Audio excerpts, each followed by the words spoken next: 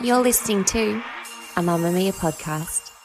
Mamma Mia acknowledges the traditional owners of the land we have recorded this podcast on, the Gadigal people of the Eora Nation. We pay our respects to their elders, past and present, and extend that respect to all Aboriginal and Torres Strait Islander cultures.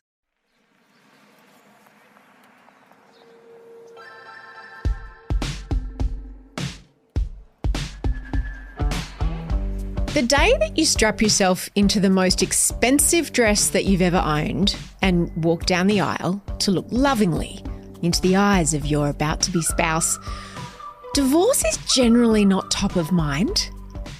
But a few years later, there's every chance that it will be, because more marriages end than don't. And when a marriage does end, even though we've mostly left behind divorce stigma, thank God, the aftermath, even if it's amicable, can rock every aspect of your world and your identity. You're crying for the loss of identity. You're crying for the family unit. You're crying for that, dancing off into the sunset after 50 years married. A lot changes in that first. For me, it was 18 months. It might be 12 months, might be 2 years, might be however long for whoever else is going through it. But for me, my family home changed. My location changed, my job changed, my title changed. I was very much someone's wife. I wasn't anymore. I was suddenly aware that I was like, who the fuck was I? I'd been somebody's partner for 13 years. My name's Mia Friedman and you're listening to No Filter. Cathrine Mahoney is an oversharer, which is my favourite brand of guest on No Filter. She used to work in music PR before she accidentally fell in love with NRL legend Andrew Johns. You might have heard of him. And they spent 13 years married. But when their relationship fell apart very publicly and very messily, Cathrine found herself in a very different life season to the one she expected to be in her 40s. It's one that she calls Currently Between Husbands, which also happens to be the title of the memoir that she wrote. This conversation with Kath is loose and it's hilarious. And if you're heading into the new year suddenly single or thinking that perhaps you might be single by the end of this year, or maybe you just know someone who is suddenly single, or maybe you just need a laugh, this is the perfect episode for you. Kath, what does rock bottom look like after a divorce? Oh, there were many, I think. But the book version is, happened at LAX, as you know. We're in LA for work. The marriage has ended maybe 2 months prior to that. I've been on a working trip, but anyone knows, when you're a parent and you leave your child and you're on a working trip, you can also enjoy a working trip because you're not a parent. And Lou was only 5 back then. So it was one of those moments where I was pretending that I wasn't about to come back to Australia and have a divorce. And as we're packing up and we get into the Uber, an email pings from my divorce lawyer. And I think anyone that's listening who's gone through this, and certainly people who've read the book, who've reached out, resonated with this moment. When your marriage ends and you have to start dealing with divorce lawyers and their terminology, it is like being winded. You feel like you're being punched. What kind of words? Like what sort of things do you have to read? It's not you and your partner anymore.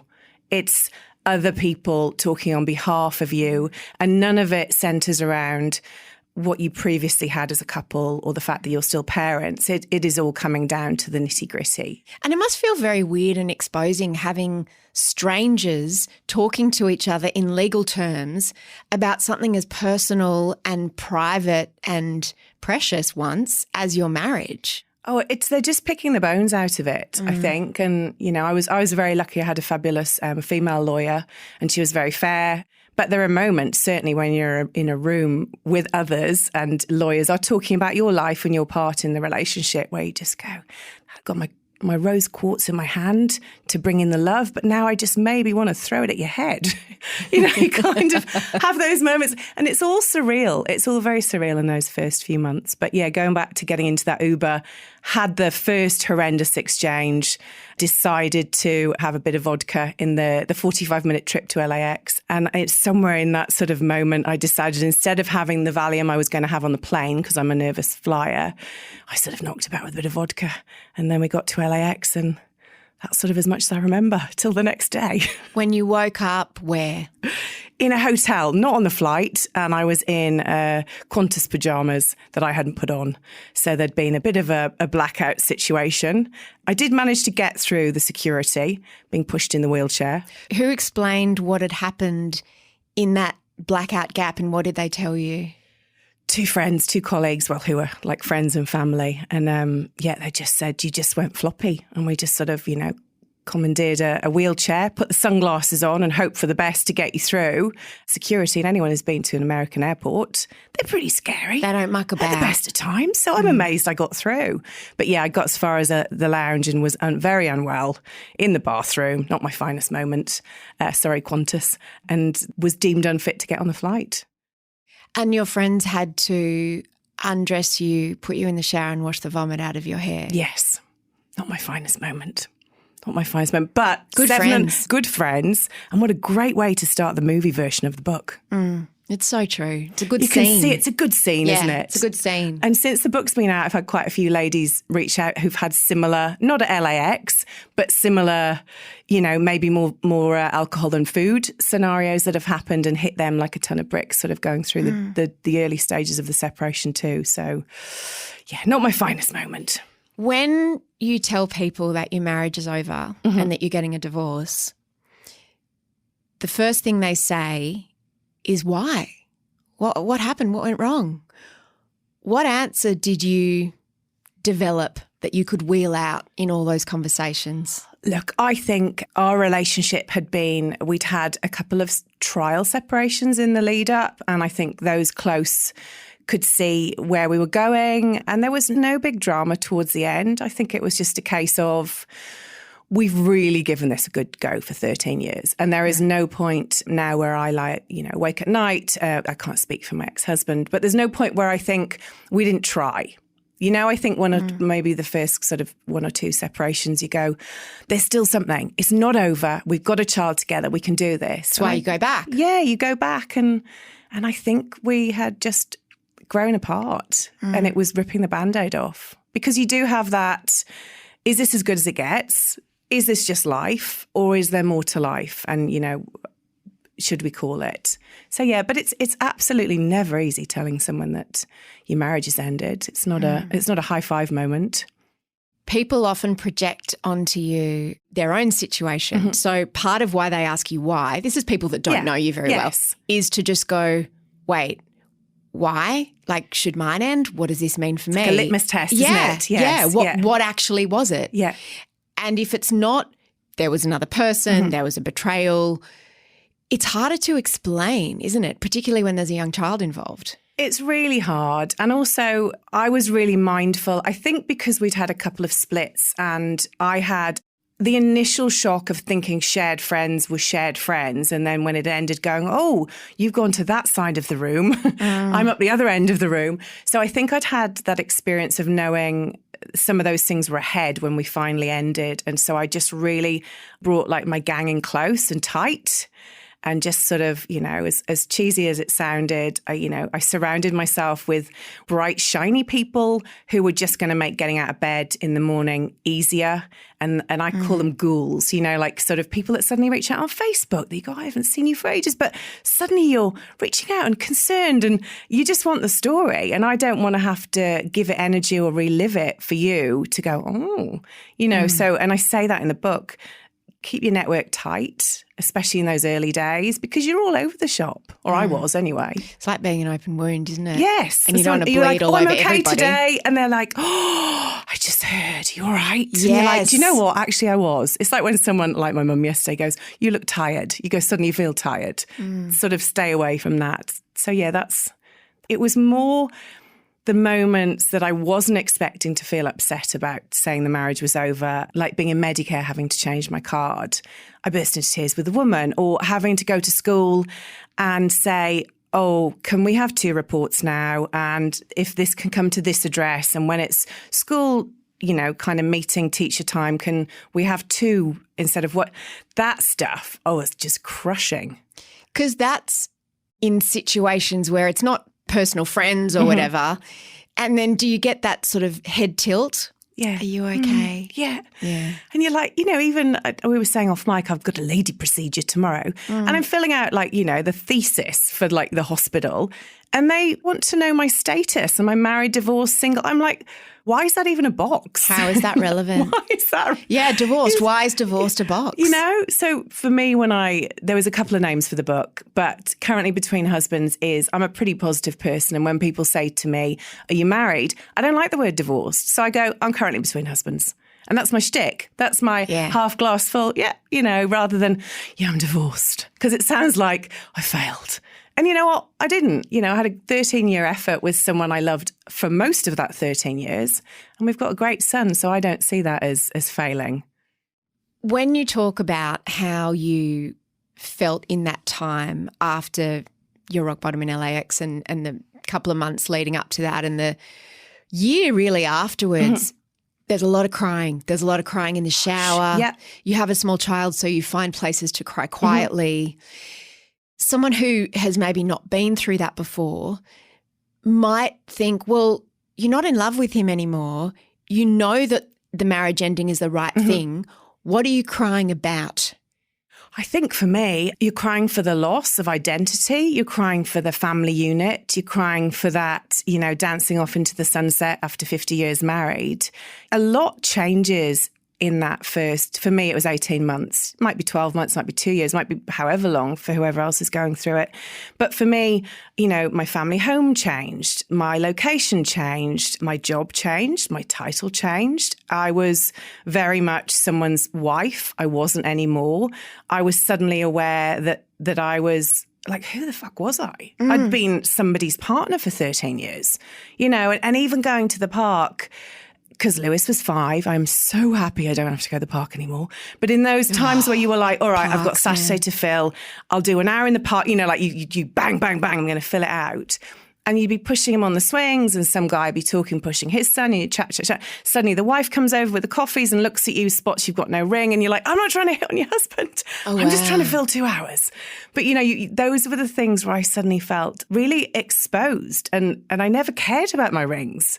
Really wasn't someone who was all about the wedding rings and then taking them off. And I don't know, it was things like that I was not expecting. So they're the moments that you cry.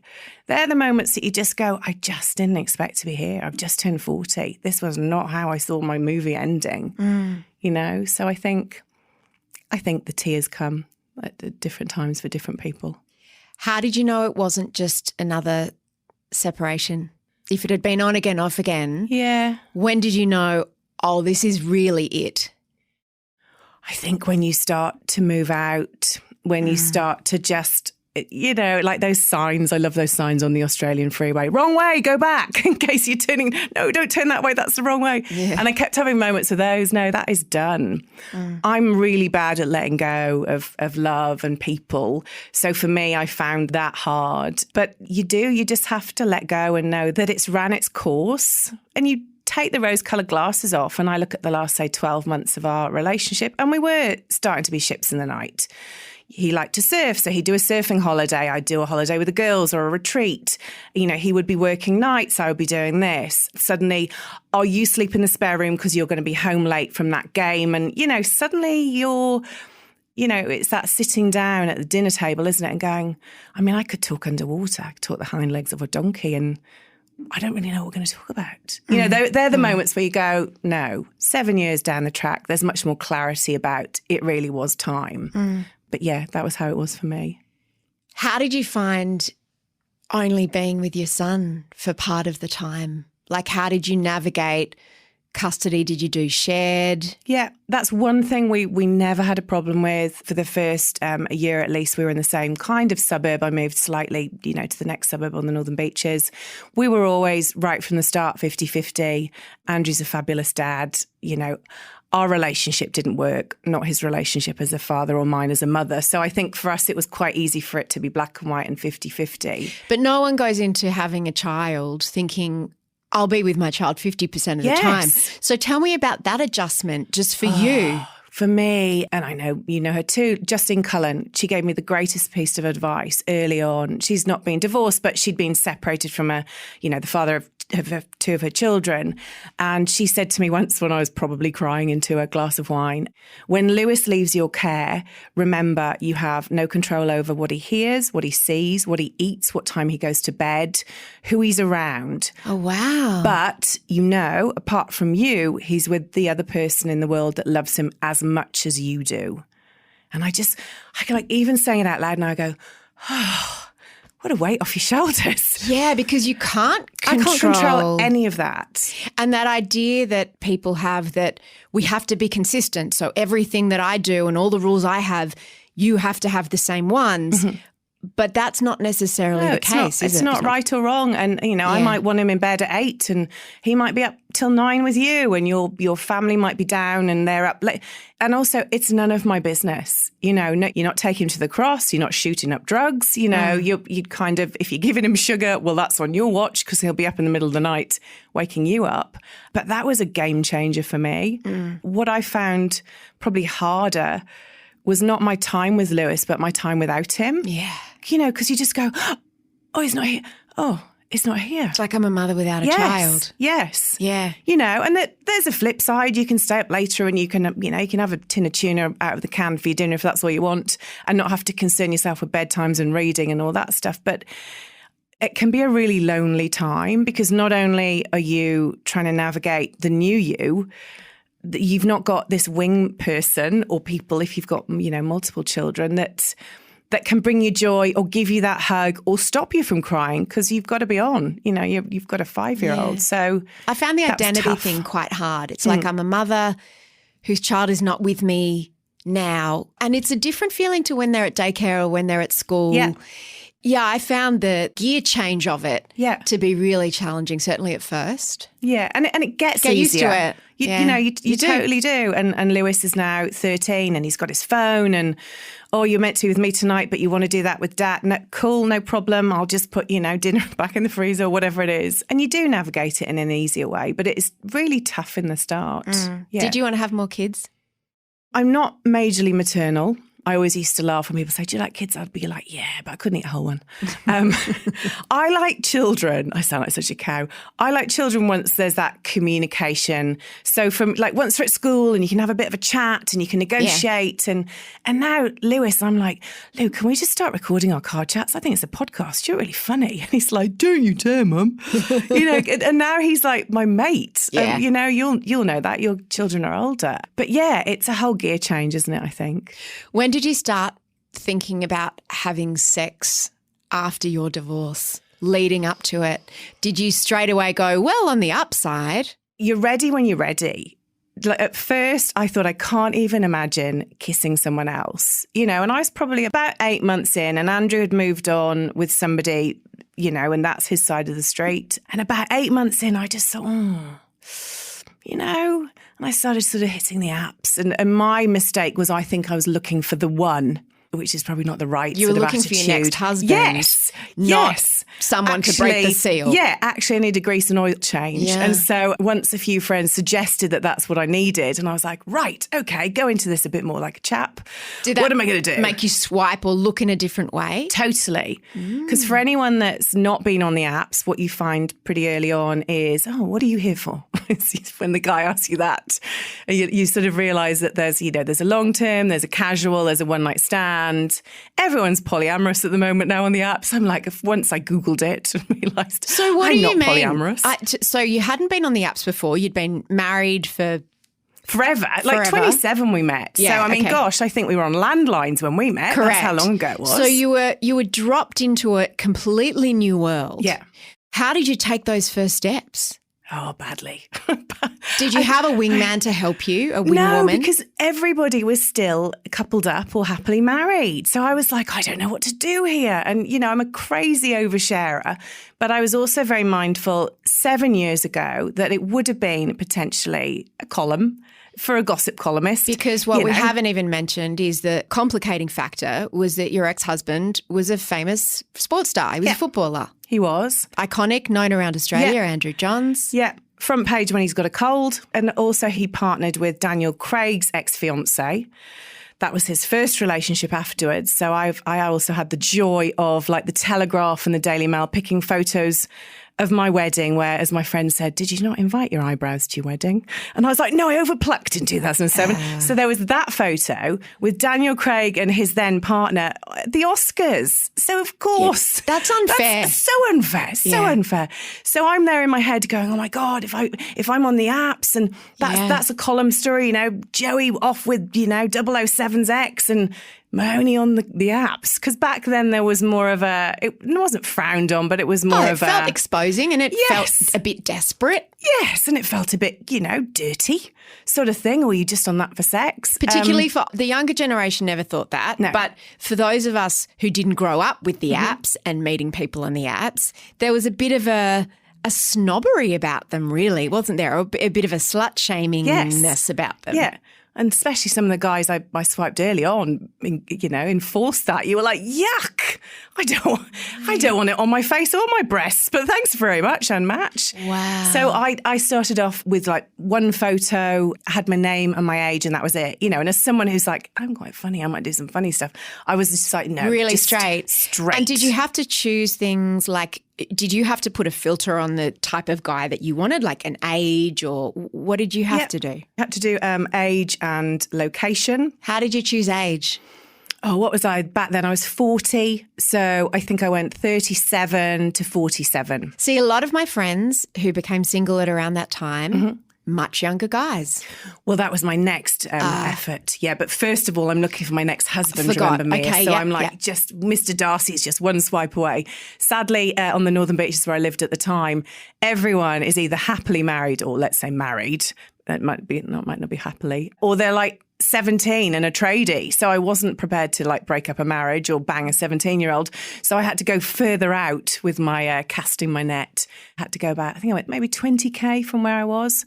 And just a mixed bag of lollies, really. And I think after some disastrous chats back and forth with people, Why? Disastrous in what way? Well, just one of the first guys I matched with then went on to tell me he's just written a book about Tinder. So I was like, unmatch. Oh, dear. Because I don't want to be column fodder at this point. So I'm like, this is not good. And then you would just have the ones that would just start off with the nice comments and then, half an hour in that they want to strangle you with your stockings, that you don't wear stockings. I'm like, are you in the 1930s? Wow. Strangle you with your stockings and are you up for that? No, I'm not. Thanks very much. Swipe. So there were all sorts. But yes, I did as your friends did. When I was ready and I realised I just needed a little bit of action, no strings attached, I went a bit younger. Bingo. Then you're fishing where the fish are. In what way? Well, because you're approaching that kind of, I suppose, early 30s market with, I've just come out of a marriage. I really would just like a special grown-up cuddle, no strings attached. And suddenly it was like, sea of yeses. Don't want to have your babies. Yes. Don't want to marry you. Don't even want to know your second name. Thank you very much. If you can just be really clean and smell nice, we'll be fine.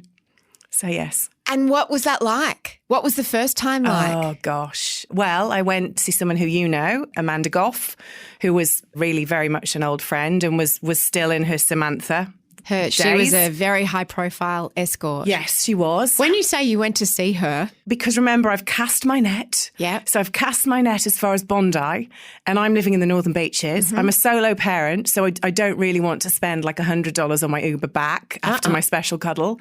So I've checked in with Amanda. She's kid-free that week, and she's like, why don't you come and stay here? So I go there first for my cup of tea and some Dutch courage. She shoves like 30 condoms in my bag. And I'm like... Optimistic. Like, listen, I think if we use one, if we get as far as one, I'll be happy. And yes, it was very mechanical. He did look like Tom Hardy if you squinted after 3 vodkas. Okay. And he did, fair play, was English. And I said, gosh, you remind me of someone. And he said, everyone says I look like that bloke from Peaky Blinders. And I was like, do you mean Tom Hardy? Oh, you do. I'm closing my eye. You do look like Tom Hardy. This is going to be fine. And it felt like I was back at uni. Like he lived in a shared house. Oh. I had to walk through the lounge with his 2 flatmates watching English soccer. How old was he? He was 32. And still in a shared house. Still in a shared house. Not judging. He looked like Tom Hardy.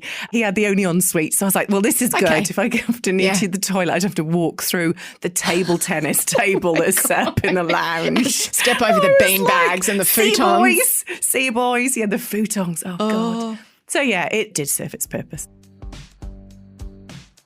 After the break, I asked Kath what it's like having sex with someone new after having a child.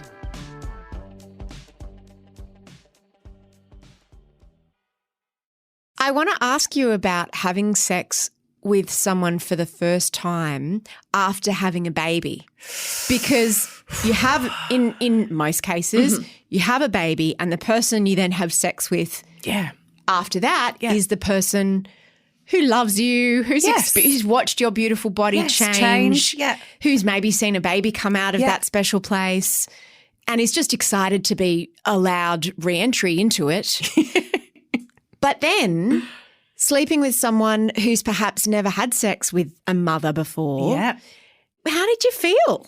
Oh, look, all sorts go through your head. I remember at the time, and I do say this to ladies listening, don't take that 6 months after your marriage breakup, don't take that as your natural weight sort of state. So for me, I was not eating as much as I used to. Big eater, I go to bed thinking about what I'm going to eat the next day.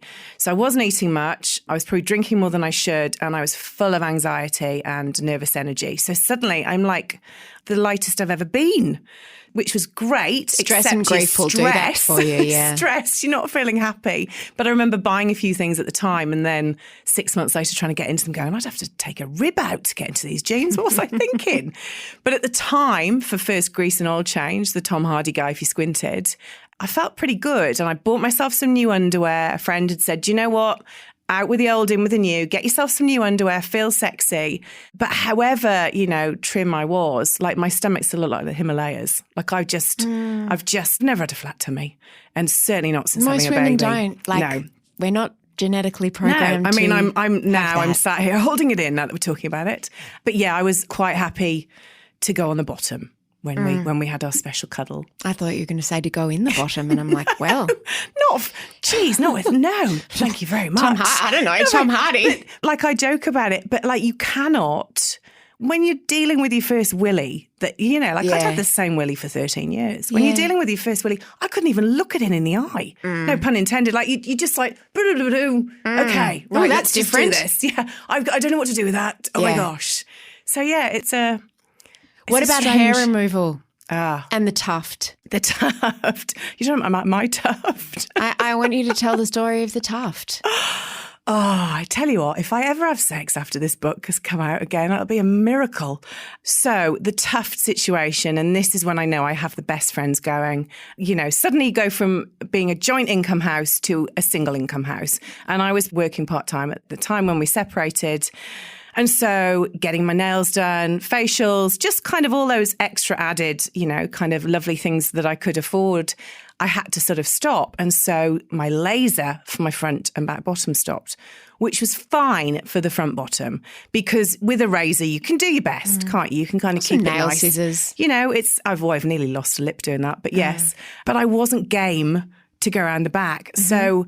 When you can't see. You need some kind of rear view mirror. Well, also there's cutting. Yeah. I'm in a shower. I was in a rental that didn't have a bath. I just didn't want to cut myself. Put your shoulder out. Oh my gosh, don't even start me trying to shave my legs today for you. I put my hip out. Thanks. But it was like, how can I describe it? I had created my own mullet. Should we say. It was a bit like your barista's beard.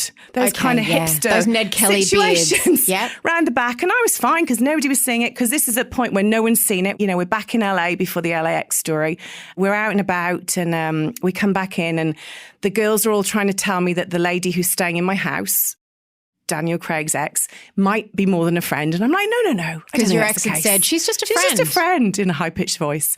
And I'm like, no. And they're like, maybe you just need to get a good snog, a good passion. And I'm like, yeah, good idea. And we were going out. It was one of the last nights we were in LA, and the awards season was on, so it's busy and crazy. And I sort of explained about the lady beard around the back. I said, it's gone a bit tufty. And they were like, what? And I said, well, you can sort of twist it a bit in the shower. Not into a full dreadlock, but twisty. One of my friends, Mim, God love her, she marched me in with the other 4 girls. We'd had a couple of cocktails at this point, into the shared bathroom, and she just basically told me to spread them. And she shaved it. She went in there. She went in full throttle. Did what had to be done. It was like Friar Tuck. And not in a good way. Not that Friar Tuck is ever anything you aspire to in your bottom. But yes, and so she detufted me. That's friendship. I know, isn't it? Yeah, it is. Would you do that for a friend? Of course. Like, if they had a stuck tampon, you'd go in there and straight away look for it. That is a good friend. Yeah. That is a good friend. But I'm tuft free at the moment. Yeah. I'm currently between tufts. The process of being on the apps, tell me about people wanting to be polyamorous. Is that just I think the that's a new new way of thing. saying rooting around? Yes. Well, my wife's fine with it. I'm like, is she really? Really, is she? So polyamorous, it just seems to be a really posh word for I'm in a relationship, but I'm having extras, which I don't know. Maybe it's a thing these days for the kids, but it's not for me. It's been a while now. Mm-hmm. How have you refined your app game? Well, here's the thing. I was in a relationship for about 4 years that ended last year. And then we were in lockdown. And then I was writing the book. And then I was really mindful that as I was out talking about the book, like today, I didn't want to think, how's Dave going to feel if he listens to the blowjob chapter? Or how is he going to feel if I sort of tell that story about some other guy that's not him? So I've been single, but I have got back into the world of apps in the last kind of 6 weeks, hence all of the polyamorous behaviour. And So that's a new thing that you've seen. that I've seen. My app game is terrible. I feel like I just can't even convert to a date at the moment. So I'm going to need to step it up. I do get a bit of date phobia too. Like I love a chat, when you connect with somebody and you have that chat and then they're like, right, do you want to meet? And I do sort of feel a bit like vomit in my mouth. Do you have like okay, we'll meet at this bar, we'll meet at this time? Like what's your advice for people who might be getting back out there? Well, at Christmas, I did meet a hot American who was in town briefly. And we just had a big old snog because he was going to Melbourne and then he was coming back. And then it was, time when borders were closing and he went. So I never got my weekend of watching Love Actually and having a special cuddle with the hot American. But his advice to me, and I thought it was gold, was coffee or a drink. Don't commit for anything more than that kind of half an hour situation on these dates. Because I was saying to him, talking to him like, I guess, like a boy mate, because I knew he was in and out of the country pretty quickly. And that was his advice. Don't do it in your local. Don't do it anywhere where you know people and it's going to be super awkward. But yeah, his advice was a drink or a coffee. Don't commit. I did end up once on a dinner with a guy that on arrival I knew wasn't my kind of chap. And we had to do starters, mains, desserts. He wanted a coffee. I was like, oh my God, shoot me now. So yeah, that's a long time. And does it sort of make everything easier or harder to be upfront? Like, is it just like, thanks for the entree, dinner, dessert, coffee, not really feeling it? Have you had to become good at ghosting? Have you experienced ghosting? No, I think I'm pretty upfront. Someone swiped on me the other day and I swiped and then I saw I read his bio and one of his things was he liked this, he didn't want that, but he had to have a woman that could cook. And I just went, well, unmatch. I could lie for a while and tell you that I was a good cook. The name of the book originally was actually I Don't Like Cricket and Blowjobs, which the publisher was on board with until I think we all had that moment of, could you really see it in Target? That's going to be tricky. Yeah, might be a couple of complaints in Big W. Also, a lot of women like cricket, so I had to rethink it. But the whole premise of that is, when I was younger, I was a real relationship chameleon. Oh my God, you love goth music? Me too. You like skydiving? Me too. You're into ancient history? Googling ancient? Me too. As a real me too, just kind of, I'm going to leave everything that I am to become what you want, and that's going to be great. Hence they're like, blowjobs, I love them. You'll get one 3 times a week. 4 months in, it's like birthdays and Christmas, because otherwise you're going to end up with a chiropractor with a sore jaw, especially if you don't really know what you're doing like me. And so I think as I've got older, I have embraced that. What do I want? What don't I want? What don't you want, Kath? I don't want rock and roll anymore. You had a lot of rock and roll because you're a music publicist. Yes. You were hard, glamorous rock and roll. Yes. You were J-Lo. Beyonce, drop Bob some Dylan, names, please. Pearl Jam, all of them. And what did you do with those people? What was your role and what was your experience? that was like my dream job. Like music, I cannot go a day without listening to music. But what does a music publicist do in that situation? Well, you just have to be in charge of everything, and you just have to be one step ahead of whatever that person is. And I was at Sony Music, and so we did have all the big mega stars, and you just had to be, you were taking them for the radio interviews, for TV. When they came to Australia. When they came to Australia, you're pushing their album. You were taking them out to the Cross if they wanted to go to a strip club. You were doing all of that, but you had to make sure that you were obviously in control. You were sober. You had to be, you just had to be one step ahead. But I loved it. We got paid bugger all. I used to pay my hairdresser in CDs. I mean, remember CDs? and it was amazing, And so for me, as someone who loves music and can't sing, it was like the best thing ever. So no, it was a great experience. Did they often try to hit on you? Not really. Remember, this was when I had no eyebrows. So probably not my best time. And I met Andrew, I worked the first sort of 18 months I was at Sony, I was solo. And then I met Andrew. So then I was kind of partnered up. His pop star career is a lesser known side of him. But he was making a DVD, wasn't he? He was making a DVD. So remember those? I know, remember DVDs. What was the DVD about? Well, we did the greatest sportsmen. So we did like one with Warney, we did one with Kostya Zoo, one with Harry Kewell. And the Warney first must have tried to crack onto you. No, because I never got to Melbourne. We did it all interstate. So sadly, I don't have That would have been a great story. I know, it would have been a great story. I could have lied and made one up. I do wish I'd held out for Harry Kewell, even though he's married. But no, Andrew was the first DVD. And I had no idea. I grew up in the UK watching soccer. So rugby league, wasn't a thing. And I don't know. We just fell in love. What was it like being fame adjacent? Now, this is where I think being a publicist came in handy, because you were used to being the invisible handbag. You were used to being the shadow. You were used to seeing what was about to happen. So if I was with Andrew, it was like my superpower. You could see, okay, that guy on the right looks like he's had too much to drink. He's coming in for an autograph. How's that going to go? You kind of have this sort of spidey sense, I suppose, of how it was. And very accommodating. You're a people pleaser as a publicist. You want a photo?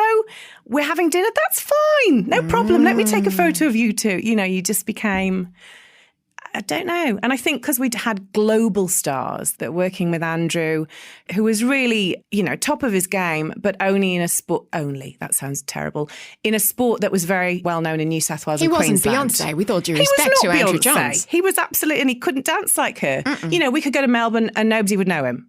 So there was that, I suppose you'd had the mega stars and maybe that was a really good baptism for me of people are just people, and some famous people are nice and some are not so nice. And when you were out together, would you fall into that publicist role as his partner? I think so. And you're also you're very aware of what's going to be written. You're very aware about, we will just save that argument till we get home, but we will smile while I would think about things I'd say to you once we get home, or vice versa. I remember we were at the top of the Arc de Triomphe having a row, as you do, summer in Paris. It's all fun and games till you've walked for 6 hours and you've only had a baguette for breakfast. And we're having a row, and it's like, and I'm about to storm off, and suddenly, oh, Joey, can we get a photo? And I was like, sure. I hope you didn't hear that we were about to push each other off the Arc de Triomphe. And would people sort of not actually knock you over, although maybe, in a bid to that idea of you being invisible? I've definitely had, I remember being at the stadium where 3 guys had come over for a photo. We were watching a soccer game, and one of them was taking the photo. One sat next to Andrew on the spare chair. The other sat on me to be in a photo with Andrew. I was like, that is taking invisible to a whole new sort of ballgame. I am here. You are a chair. I'm a human chair. Thank you. Bugger off. Was it a relief to be dating normies? Do you know what was a relief? I look back and I don't think I was a mega anxious mum, but you're a new mum and it's all new and trying to get the pram out the car and, this, that and the other. And like if Lewis wanted to feed and suddenly I'm thinking I've got to get my boob out, but the cafe've spotted that it's Andrew and now they're looking and I'm getting my boob. That was tough being a new mum. You felt like people were watching you parent. Yes. Or just watching because it's Joey, That first couple of years, things like getting on a plane and walking down the aisle or going on a beach and no one looking at you was lovely. You know, you weren't there trying to get any swimmers going, oh my God, are those people going to think that they thought you'd be with someone thinner or bigger boobed, or, you know, oh my God, they're all looking at us trying to get on the plane and it's really awkward. Like that had gone, you know, so there was a real freedom where no one looks at you doing stuff. Because I imagine there'd be also a tension when you're in public. Is someone going to try to stop him? Is he going to be in a bad mood? You know, are we having a fight? Yeah. Yeah. It's invasive, you know, and I used to think, I could walk away. Andrew couldn't take his face off. He's Andrew wherever he goes, just like Beyonce is. You know, if we're going to use that comparison again, you go, that's exhausting. You know, I mean, I get recognised a bit now. Just like should. Just like to say someone today walking around Centennial was like, you know, because I'd say hello to all the regulars, and this chap, I don't know, 6, he's like, I saw your book in the bookshop. He said, how's it going? I said, well, I still haven't got another husband. But apart from that, it's going pretty well. You know, so there's moments like that, or there's moments now on the apps where I'll match with someone and they'll go, I saw you on news.com. And you're like, oh, great. Which shit headline was it? And what crap photo was it? Thanks anyway. Are you related to Andrew Johns? Yes, I'm his mum. No, I'm not related to Andrew Johns. Oh, you just want a state of origin ticket, don't you? I can see where this is going. But it's all, you know what, I just use it as content now. I think all those things, you know, you can generally flip them and make light of them. Did you really have sex with a moon boot on? I did, yeah. But how did that come about? And was it good sex? Starfish? No. I mean, I'm crap on top. I've got really tight hamstrings and I've got no like rhythm on the dance floor. So on top, even at the best of times with the lights off. Too. And what do you do? It's like, do you want me to do like a show? Are we doing charades while I'm up there? Should I check my phone? I think I give a really good missionary. I really think I give it my all. Do jazz hands, can really get into it. We can both get off. But yeah, less so with a moon boot because it really hurts. So you literally are like a starfish. It's not my finest moment. You know, you obviously felt you were in the mood. Well, it was early days. Yeah. We just went gently. Giving it a good old college try. And let me tell you, it is hard to dress around a moon boot. Yeah. In or out of the bedroom. They're not very sexy. You can find Cathrine's book, Currently Between Husbands, by following the link in our show notes. It's a hoot. It's also a great gift for anyone who's suddenly single. The producer of No Filter is Emmeline Peterson and the executive producer is Eliza Ratliff, with sound production on this show by Madeline Juano. I'm Mia Friedman and thank you for having me in your ears. From world-class podcasts to events, videos and articles, a Mamma Mia subscription gives you unlimited access to fascinating women's stories that you won't hear anywhere else, all for as little as $5.75 a month. Learn more about subscribing to Mamma Mia and supporting women's media.